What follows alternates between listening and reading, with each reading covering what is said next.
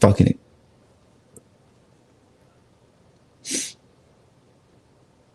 Team USA, the NFL vaccination policy, and Deshaun Watson. That's what we about to talk about. Sports Brothas podcast coming right on up.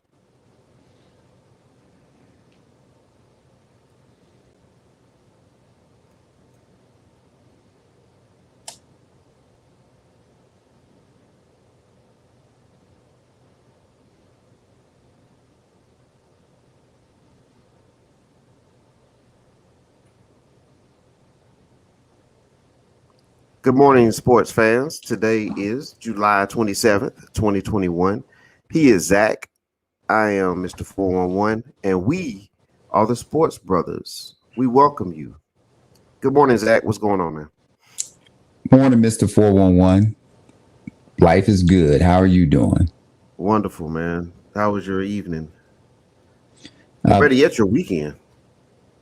Well, both were pretty boring, to be honest. Not much going on. Watched a little Kanan, watched Snake Eyes movie, and watched the He-Man on Netflix. Yes, sir. So, man, you know, He-Man was the thing, man.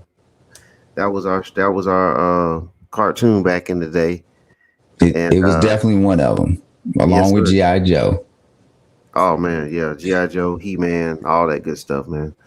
But I did catch one episode of He-Man, and it was kind of like what you said. It's setting the table for the rest of the series. It's not going the direction that I thought it was going to go, which is a good thing. But I'm definitely intrigued. It just brings back a lot of memories, man, of all the He-Man characters that me and everybody in the neighborhood, all of us had, and I'm certain it was like that for you in your neighborhood as well. But my neighborhood was poor. We didn't have too many of them. Yeah, you probably had one character at least. But yeah, we had guys who had Skeletor and Panther and Castle Grayskull and all that stuff. So I think even one of our listeners had Man at Arms, and so we had a good time back in the day with the He-Man thing.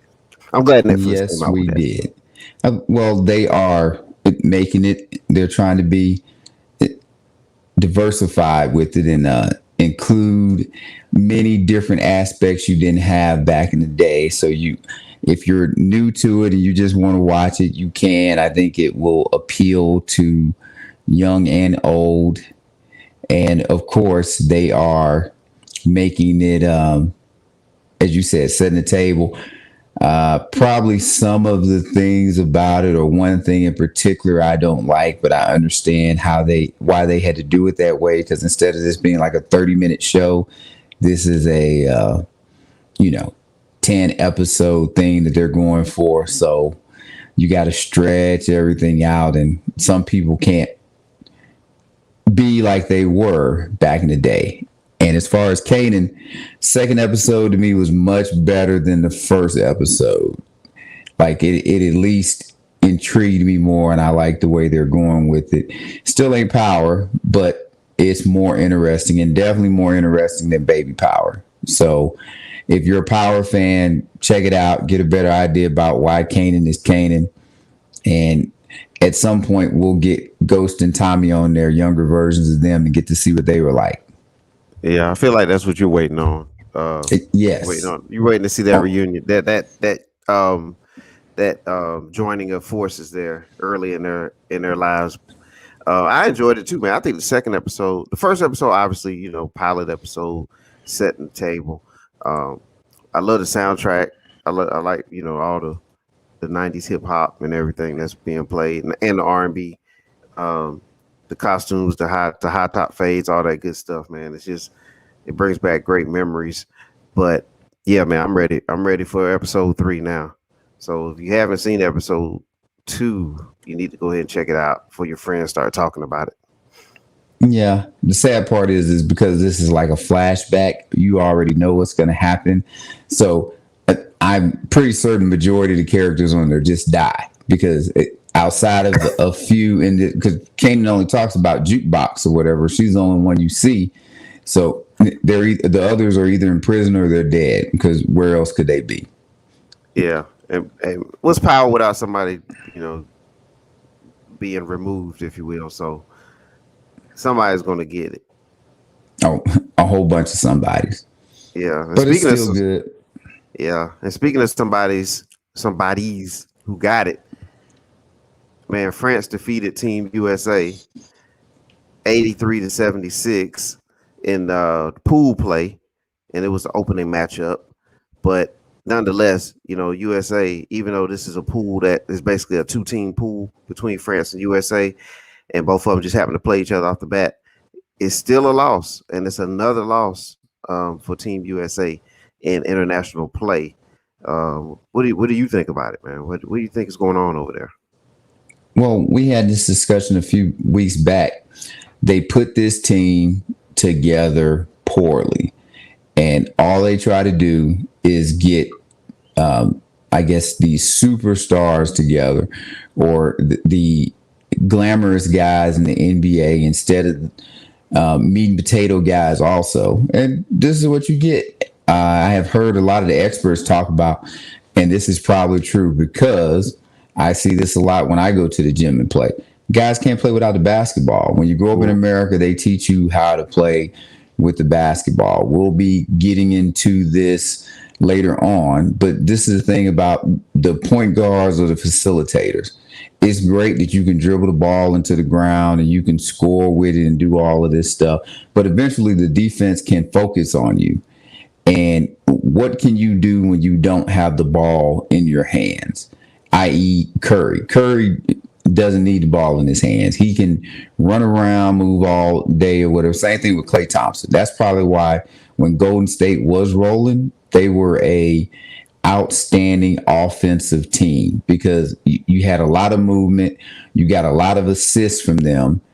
It was really, really great product. And you don't get that with a majority of the teams. Maybe more to the point, they don't have to defend that too much. So now they're having to defend guys moving around, cutting. You don't necessarily know who is going to have the ball. And it's kind of interesting that individuals like Evan Fournier, or I may be saying his name wrong. It's close enough. They don't necessarily play all that great in the NBA, but in this international basketball, or with the international rules, they can be really dominant. And maybe the NBA needs to look at changing their rules so you can have a more free-flowing game, and you can get you can get more team play instead of all this individual play. It wouldn't be good maybe for the promotion of the sport, but I know you've talked a lot about that. Hey, a team in, I don't know, Utah, Sacramento, or whatever, they need to have opportunities to win a championship, or at least feel like they can, kind of like in the NFL. So maybe the NBA can go to do something like that. But it's good. I like it. I'm not shocked that they lost, because it seems this team is very losable.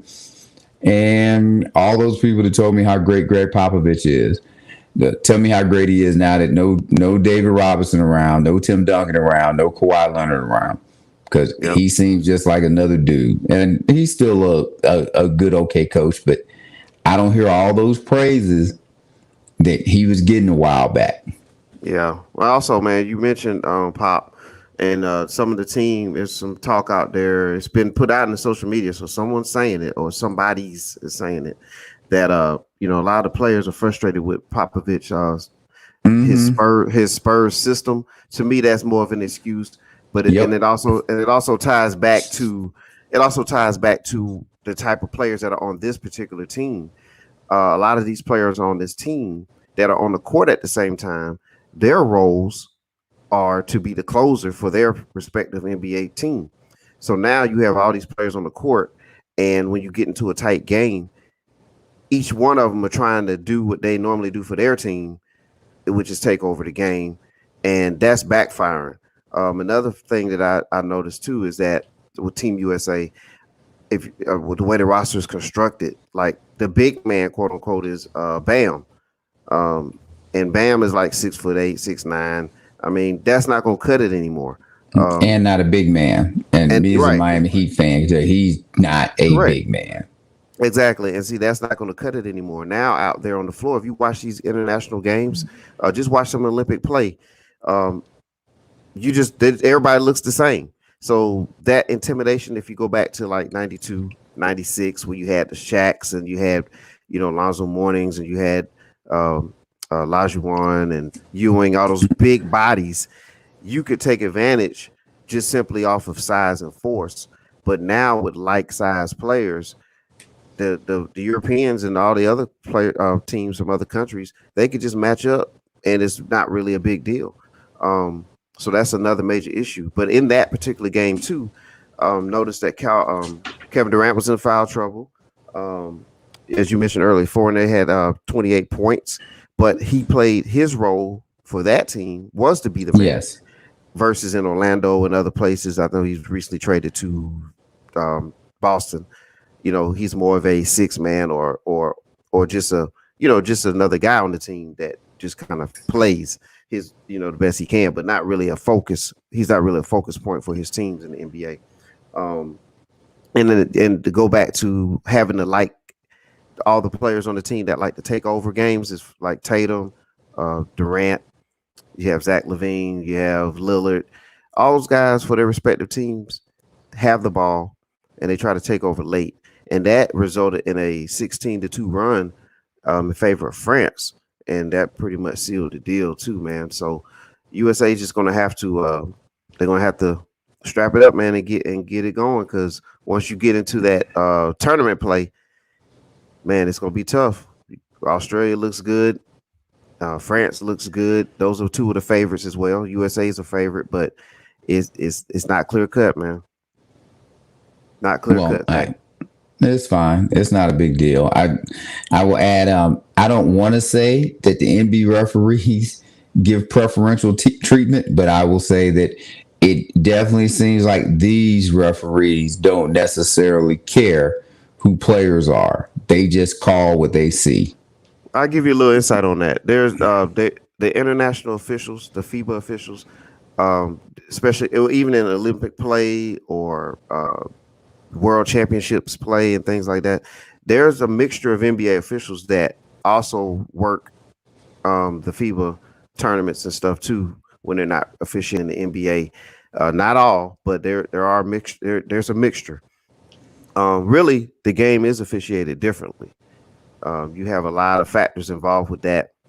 One is the entertainment value, things like that. But like, for example, to look at the play with Damian Lillard late in that game where he slipped and fell down, and he tripped up Fournier as Fournier was going after the ball. I don't know if you probably saw that part late in the game, but they went and reviewed that and came back with an intentional foul, which really ended up sealing it for good because France was able to get their free throw attempts and possession of the ball. If you look at it in the NBA perspective, it may not have been called that way.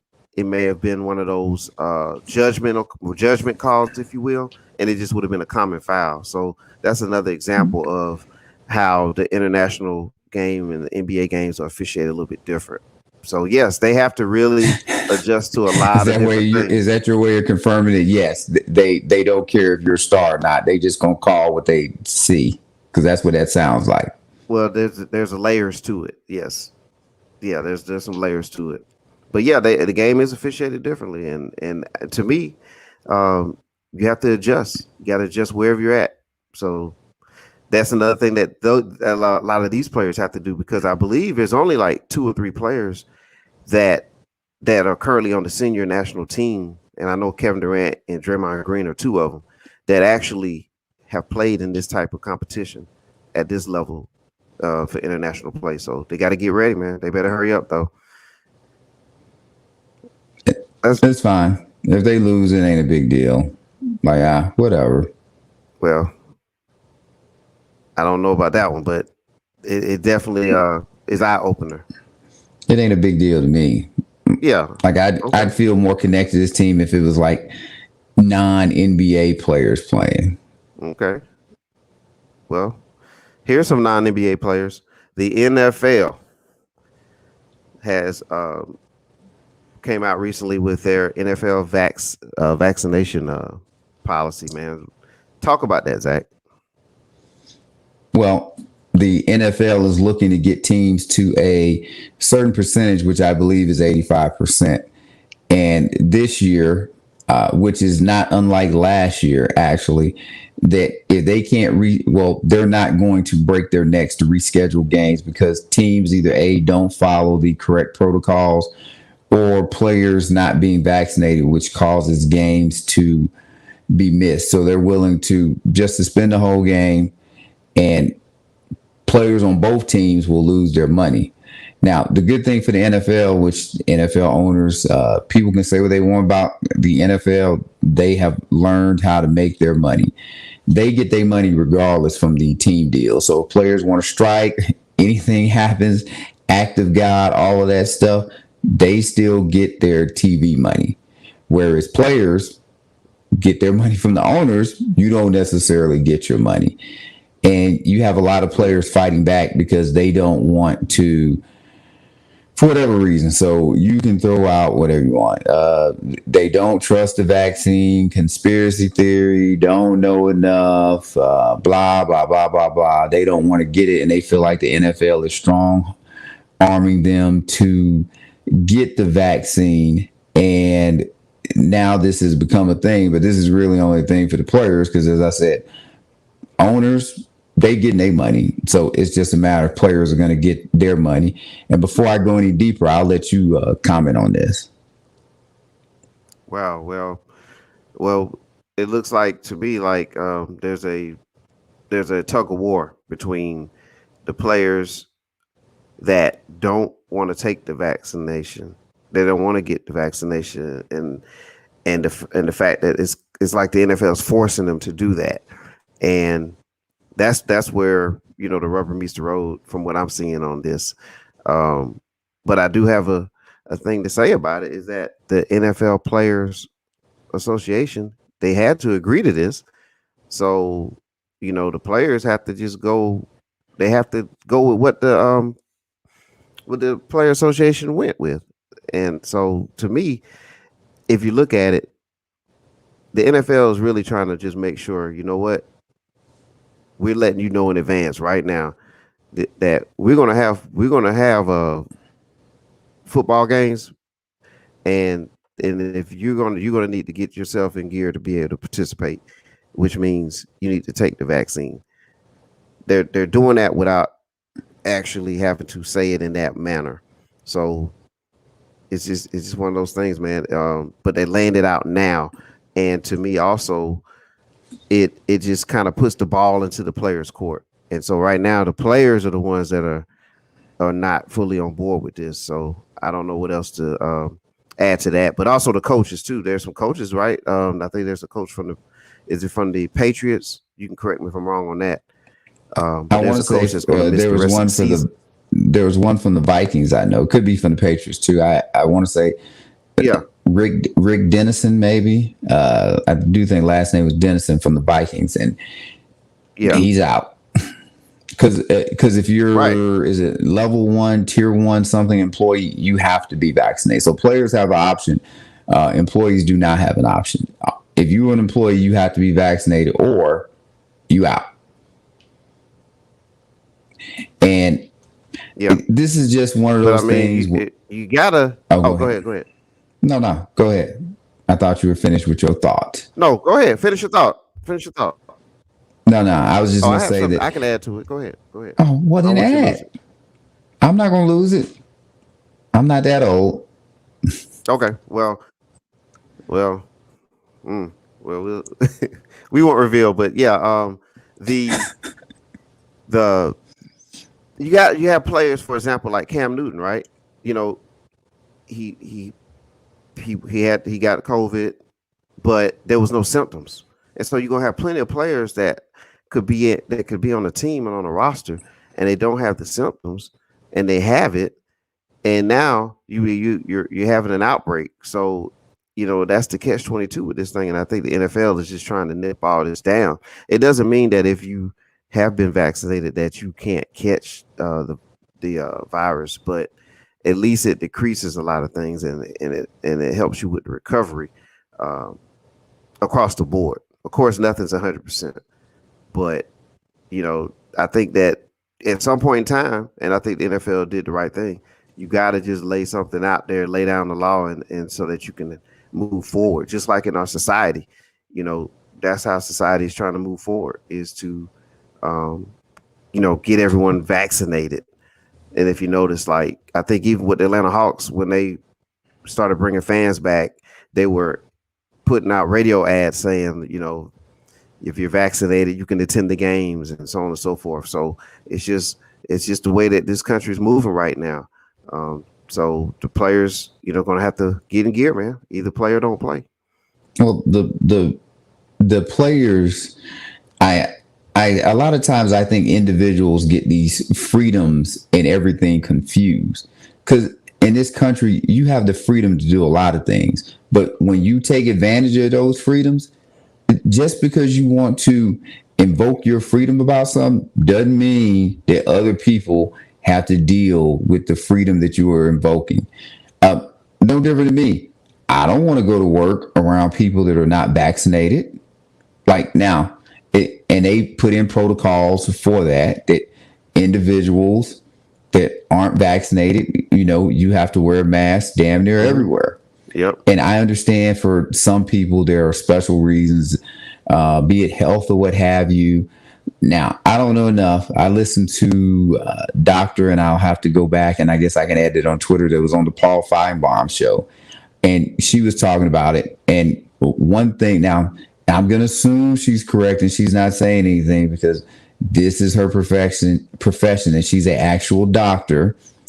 But her thing is that all of these things the individuals were worried about, if you have immune diseases, I believe, is one thing. And as I said, Paul Feinbaum show from last week, and as I said, I'll get her name. But she said a lot of that stuff you don't have to worry about the vaccine anymore, because the vaccine is safe. It's not going to cause you any of those additional issues. And if you do have some type of immune disease or something of that nature, that taking the vaccine actually protects you more against the getting the virus than if you get the virus and you don't have it. And some of these players, and I hate to say, they're just going with conspiracy theory. They're just being ignorant. Who was it? Leonard Fournette said he doesn't have enough information about the thing. Like, it's only been since last March, bro. Yeah. How do you not have enough information? And you have millions of dollars. If you don't have enough information, then that's a you thing. And the NFL should try to keep people, like, it's shocking. And they have lots of protocols in place to what you can do when you're in a facility or not at a facility. But I agree. Don't make any concessions. If these guys want to make their money and they care about it like that, they'll do what they got to do. If they don't want to make their money, then you ain't got to worry about it. And not only will you be costing yourself money, you'll be costing your partner's money. And I can say, I'm going to want to punch somebody in the face if I'm losing my money because I'm vaccinated, because I'd also be telling, just don't even let them on the team. Right. They don't play. Vaccinated. Let them stay home this year until this ain't an issue anymore. So it's not, the players are making this much bigger than what it is. The NFL has to think from a business perspective, not just a individual person perspective. Because if somebody dies on the NFL's watch, I know it. No one is going to be saying, they're not going to say, oh, well, that's a shame and it shouldn't have happened and all this. They're going to say, why did the NFL let these people show up, not be vaccinated, and get other people contaminated? I need $100 million for my pain and suffering. Yep. That's what's going to happen. So, nope. They need to draw as hard of a line as they can, and that's what they're trying to do. Yep. And even in the perception game, as you said earlier, the NFL is a business. And now it's like, well, okay, the NFL said this in the beginning. What will happen if players don't do this, and this, or teams or organizations don't make sure their players do all these things? there won't be a game played. But so it's about being responsible. And when you're on a team where there's a 53-man roster, that's just the players. That doesn't even include all the coaches, and it doesn't the practice team and all that. So the staff, everything. People who work there. It's a lot of people all herded together, and we don't want we want to decrease the number of outbreaks. So that's the direction we got to go. If I'm not mistaken, I mean, as kids, we had to take different type of shots, right? Chicken pox and the flu and all these different things and mumps and measles, all that stuff. So it's like, and nobody complained about it. You just lined up and got your shot. And that's what this is. So take it from somebody who did take both shots. All of us did. And I think 10 teams now are at 90% vaccination. So good for them. This is you either want your money or you don't want your money, and get your own team, and then you don't have to worry about these protocols until you get your own team and start playing in your own league. But we all got to follow rules. I don't know why rules have become such a bad thing for everybody. This must just be new generation that they want to be like, what was it, Woodstock or whatever back in the day, that, hey man, we got to do you just want to do whatever you want to do. And I'm not sure where that works at in society. Man. Well, more NFL information. Let's talk about Deshaun Watson, the current quarterback for the Houston Texans. Is he the current quarterback? Well, that's going to be what we're going to discuss right about now. He's definitely has a lot of things going on personally. There's more and more accusations out there. There's 10 criminal cases. 10 complaints. Yeah, there's 10 complaints. No, 10 criminal cases, not just complaints anymore. I think 10 women filed charges against him. Wow, they did. Okay, yeah, for the sexual misconduct controversy. So, or at least 10 women went to the police and have tried to file. Now, I can't say charges have been drawn against him, but 10 women have gone to the police to try and get charges against Deshaun Watson. Yeah, that's a better way to put it. But in other words, he's got some things he's got to sort out off the field, to say the least. And as far as the organization, the Texans, what's next about it? I know you want to talk about Deshaun a little bit. Well, I don't understand organizations, and I say this a lot of times, and this is what we talk about off here. But sometimes I think these guys, they just sit around all day, and I mean it. They just playing video games, having drinks at the bar, talking about their girlfriends or whatever, because all of this stuff is always so avoidable. You should just see it coming, and instead they do these things kind of like the Aaron Rodgers thing, which we'll get into another time, and just make a decision. And then when you make a decision, go with it. And there's no rule that if you make a decision, you see the errors of your ways, that you couldn't pivot. But they had decided they didn't want to trade Deshaun Watson. Cool. They didn't want to trade him. They paid him the money. He's going to be the quarterback. This is just what it is. Now, of course, with all of this happening, we want to trade Deshaun Watson. To me, if you didn't want to trade him before, I'm not going to trade him now unless you think he's going to prison, a la Mike Vick. If you think he's going to prison, then yes, you pawn him off on somebody else just so you can get whatever you need to get. But if you don't think he's going to prison, then I wouldn't be trading him. And now you have the guy at camp.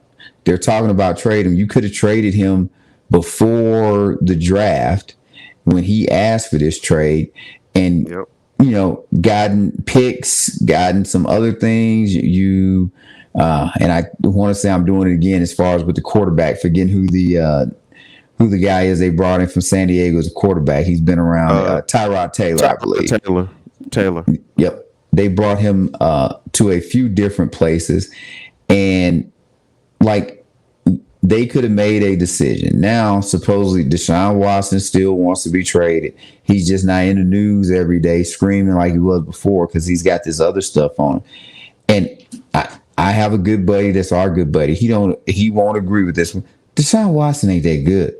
Like all of these dudes that be doing all of this stuff, they don't be that good. And maybe it's just the DB and me that doesn't care too much about QBs or whatever. Deshaun Watson is okay. I'm not telling you that he's chopped liver. I'm not telling you that he's as we like to say, a jag, just another guy. But Deshaun Watson was out there when they had I want to say 24-point lead at Kansas City, up on the Chiefs. And what did they score? 7 points after that or something? 10 points?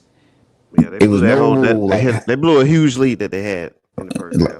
Well, and not just blowing the lead, you didn't score any more points. And they had DeAndre Hopkins, who everybody is all in an uproar that they didn't keep them, which guess what? DeAndre Hopkins didn't make the playoffs last year in Arizona. But with the extra team that they have that will make the playoffs. And I just ain't seen anything from Deshaun Watson that makes me just love this guy, and we just need to be all in with him, and we can win championships and all of it. He's a dude out there getting stats. And don't be fooled by the NFL and these stats now, because offensively the game has been set up so guys can get numbers. Even if you're on a losing team now, you're not going to really throw that many interceptions because you can't hammer wide receivers or come after the quarterback like you could. Wide receivers get to go free flowing. So these guys are going to get their numbers, but they're getting their numbers from the 20 to the 20. And then they're getting their numbers when your team is down by 14 to 20 points. You're going to get some touchdowns in there or whatever. So you're making safe throws because you throw underneath all the time. Your completion percentage is going to look good. You're not going to have a whole bunch of interceptions, but then your run-loss record is, you're at 10-6. Yeah. Well, I give you 9-7. I'll give you some of his stats. So 2020, the team record was 4-12. So 4 wins and 12 losses, missed the playoffs. In that 2020 season, Deshaun was third in completion percentages. He was first in passing yards, and he was second in passer rating with a 112.4. So that kind of talks about what you were saying there. Statistically, he had numbers, but the team went 4-12 and missed the playoffs. And even the previous season, 10-5 record, lost in the divisional round. And then the year before that, 11-5 record, and they lost in the wild card round. So even with Deshaun, even with him complaining earlier before all these allegations came out, when he was saying, hey, basically get me out of here. And now all this other stuff's going on. I mean, with all of this, at the end of the day, even with Deshaun Watson, they're not going far. So is it really worth? Is it really worth $1 a year now? Right. So is it really worth all of it? But I would like to ask this. No. Okay. And he also is trying to, he's reporting in because he wants to avoid that 50,000 fine per day, for missing. Well, I think that was Aaron Rodgers, but his fine is probably more. But yes, he ain't trying to get fined, or maybe it was him. It is. I know Aaron has that day. 50, and Aaron had that too. So yeah. And Mr. 411. That would be correct, because after 10 days, that's $500,000. I don't care who you are, and this should tell you how important money is.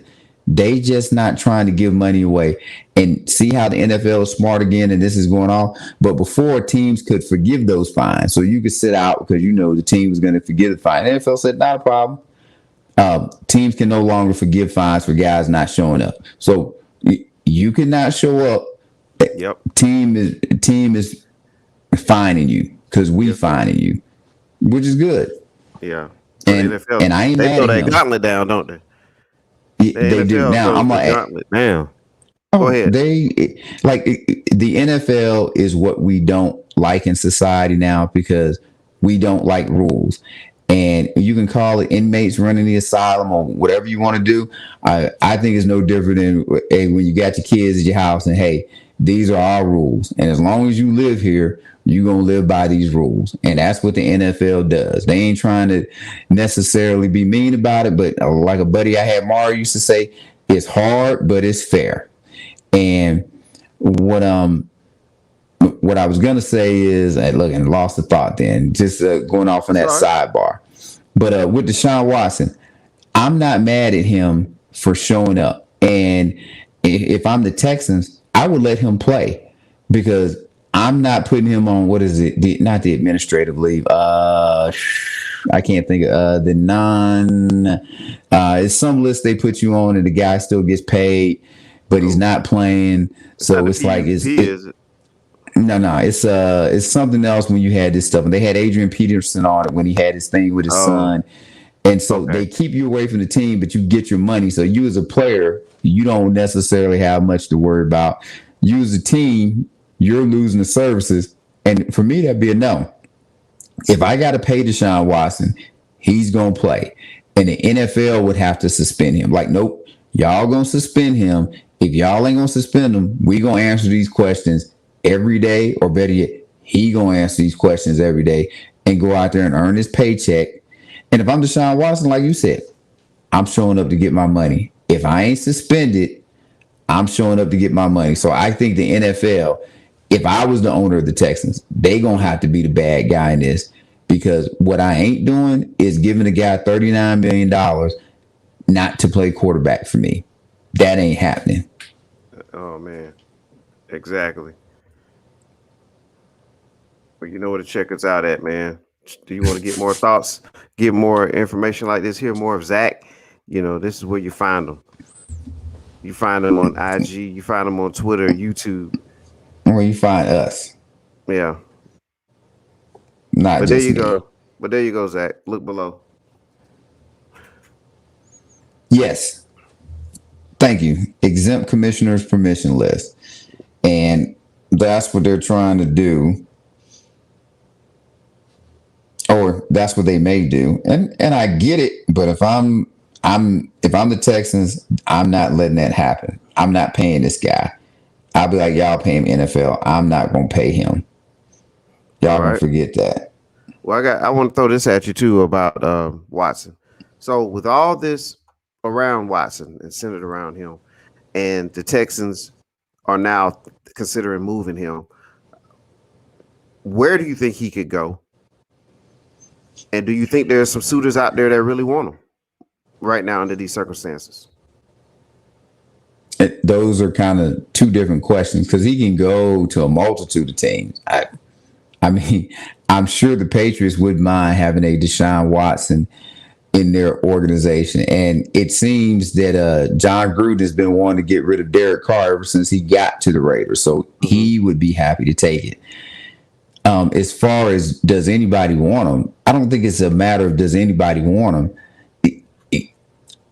As we just kind of, or as I just alluded to about this is our house, Commissioner Goodell is not going to let something happen that is going to be a black eye on the league. If this starts turning and it turns bad and everything, now he might, because Commissioner Goodell suspended Tom Brady. So if this turns bad, he won't have a problem sitting Deshaun Watson's ass down. So I'm not sure that it's not that he can't go anywhere as far as the backlash or whatever, but I think it's more of, will he be allowed to? There's going to be backlash. It just, you might as well, no matter where he goes or plays, if he's going to be in it, unless the NFL is just going to tell him he can't play in the NFL anymore, there'll be, pickets, signs, fans that are unhappy. And look, here's the thing that none of us know, and I don't want it to seem like we're being insensitive or anything like this, but I like to let the process play itself out. And I'm going to treat civil different than criminal. And I did bring up that he's got 10 criminal now. So based on the investigation, they will decide, do they want to bring criminal charges against Deshaun Watson? But if the law in Houston or, police, however they want to enforce things, do not, or I guess it would be the prosecutor, does not feel they have enough to charge Deshaun Watson with criminal offenses, then we can't get all bent out of shape about that, because that's why we have these laws in the country. So now we go to the civil. And from a civil standpoint, you can get sued for anything from civil. And the standard, what is it? The standard for getting a guilty verdict is much lower. So in a perfect world to me, if however this worked out, because like if he did it, then of course he deserves to get that. I think it's more behind the scenes with that than what it is. Like I don't maybe necessarily feel Deshaun Watson is telling the truth. I don't necessarily feel these ladies are telling the truth. I think it's somewhere in between. So if he gets no criminal charges and he ends up paying, look, I won't even lie, say he ends up paying 30, 40, $50 million out for civil fines or whatever, or in a civil suit. I'm fine with that. Yeah. Like that would be good to me, but that's what it will come down to. Because they said Michael Vick had gone to prison, done his time or whatever, and people still didn't want him to play in the NFL. Yeah.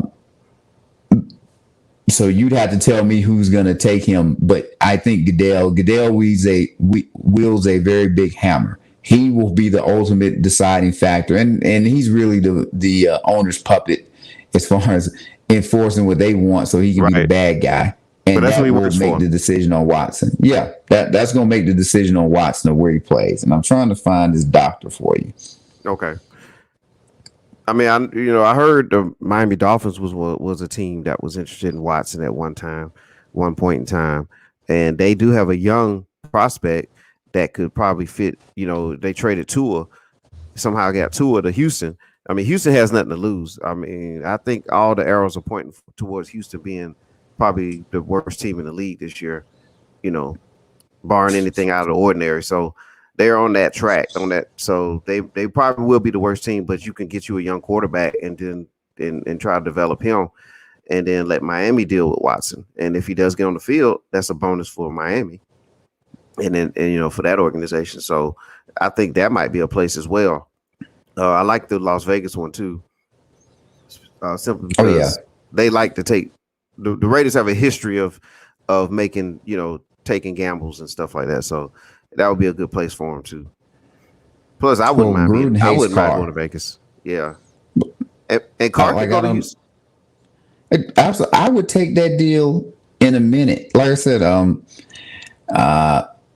in 10 years, we may be looking back at Deshaun Watson and wondering what all the hype was about or what have you. And we can talk about my theory on quarterbacks another day, but Watson is okay. I like Houston, if like outside the financial hit that they took, that was the thing. And man, if this isn't teaching you that, start franchising these guys. Stop giving it unless they have just gone above and beyond to prove to you that they are that guy, whatever. Stop feeding into the statistics. Stop looking at the regular season stuff and look at the postseason production and franchise. Because if they franchise him, you're not stuck with all of this dead cap space you're going to get, because it does look like they're going to trade him now, and that's just dumb to me. I'd make the dude play, kind of like what they were trying to do in Green Bay. Like I'm all for this. This ain't like being married where the wife can come in and say, "Hey, I don't want you anymore. I'm leaving, going with Malcolm. See you later." Or like Harlem Nights, which you may remember, and put your mom on the phone when he was with Sunshine. "Hey, I'm never coming home again." Like, no. We got an agreement right here. You ain't going nowhere unless I say you going somewhere. Right. And if you don't want to play no more, you just don't play no more. Yeah. So it'll be interesting to see how it plays out. We'll know a little bit better in about a month.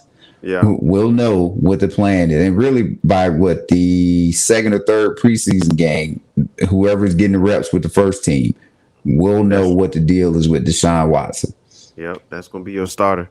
And speaking of, that 50,000 a day fine, you notice how Watson's coming back and Aaron Rodgers is now coming back. So these guys, they know what they're doing. They know what they're doing, and I think and we'll talk about Rodgers another time, because I really think he was just vacationing. But we'll dig deeper into that later. Dude, wasn't none of this serious, and they said until you start getting fined and missing money, it ain't real. Once you willing to lose money from your paycheck, kind of like Le'Veon Bell was, where he just sat out that year, he said I ain't playing. Once you willing to miss a paycheck, then you good. And I'll add this one little nugget. Like LeBron likes to get on, and people are going to take this to, they're going to take it hard and whatever. That's fine. And they love to say more than the athlete. And Aaron Rodgers was supposed to be doing Jeopardy and all of this other stuff. And I get it. They are great people. And just like you, I, and a whole bunch of other people, we can do a multitude of things. LeBron James is a basketball player. Aaron Rodgers is a football player. And most likely ain't nobody going to pay them as much money to do anything else in the world than what they do. That is their best skill. And guess what? Aaron Rodgers has somehow magically things getting worked out. Somehow magically, Deshaun Watson is showing work, because you can't go make that money anywhere else, because those are the best skills you have. So you might not be that, and you aren't that, but that's where your skill level is, and that's where you get compensated highly for. Yep. All right. Well, we definitely didn't get compensated for this, but we enjoy doing it. I did. Yeah. I got compensated. Okay. Well, let me know more about that later. I may need your agent. Yes, you just might. All right. But we definitely, here's our conversation. We're very thankful that you tuned in and listened to our podcast. That is some of my compensation. Yeah. Yeah. Find us out there on social media. We thank you all for watching. For Zach, I am Mr. 411. We are the Sports Brothers. Have a great day. Have a great day.